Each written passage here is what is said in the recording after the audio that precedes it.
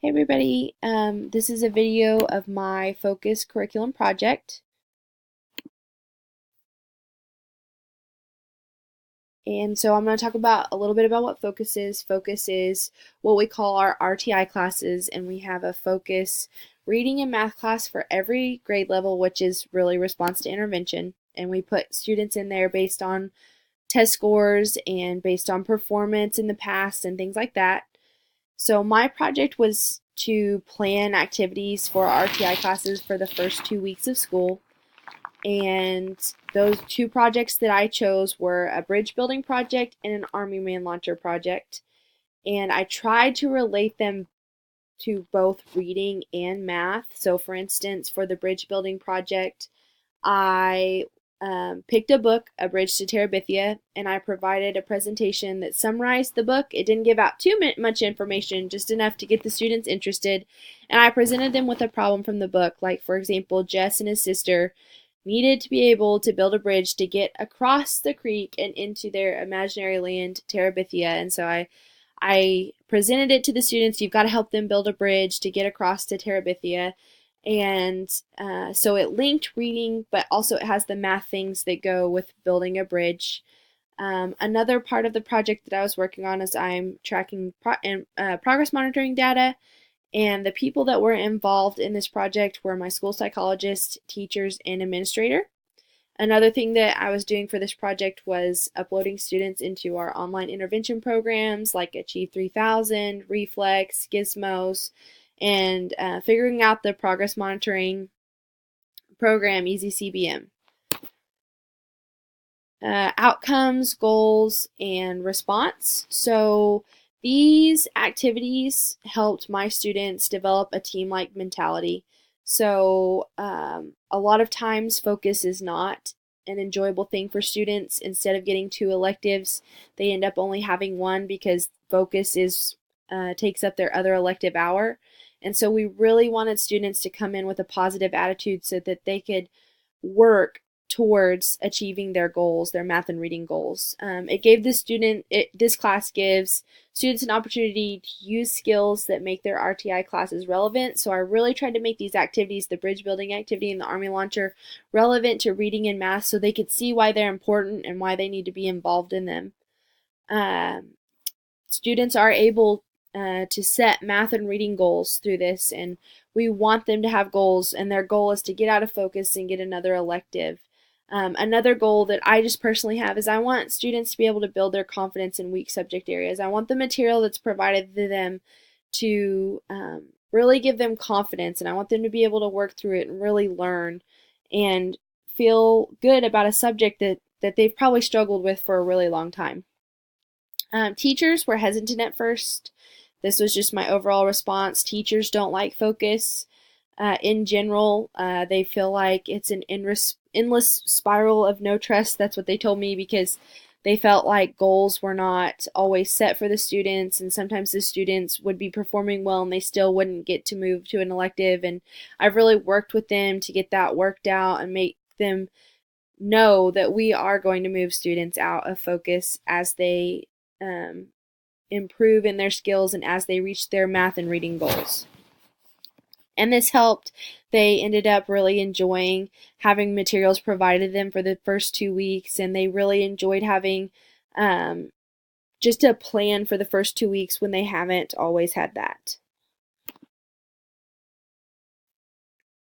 So some of the strategies that went with this project were classroom workshop.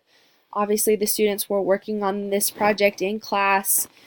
They had their materials provided to them. They were building these things. They were working together. They had to utilize strategic thinking. Both of the major activities were competitions to see how far they could launch their Army Man. The next one was the bridge building project, and they were trying to build a bridge that could hold the most mass out of popsicle sticks or straws or whatever they could find. And the theorist that I went with, that I felt went with this project well, was Linda Darling Hammond, because she strives to continue to improve education even in the face of adversity. She believes in strategy and preparing educators. She wants She wants teachers to be prepared, and she wants them to challenge students to think strategically, to really learn material. And that was my goal in this project, and that's why I chose her. And I have a quote from her here.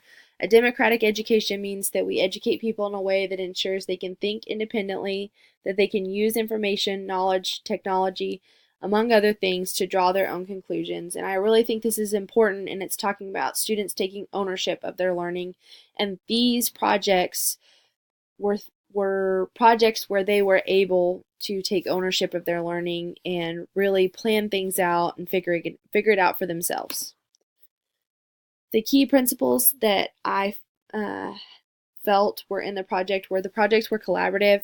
The students worked in groups. They took ownership of their work. They did the planning. They had to figure out how to work with each other and work as a team so that they could make the best bridge possible or the best Army launcher possible. The projects were challenging. Students actually had to walk through the entire process, especially for the bridge. They had to plan it out. They had to think about all the different components and how they were going to make it work so that theirs would be the best and hold the most mass or launch the Army Man as far as it possibly could.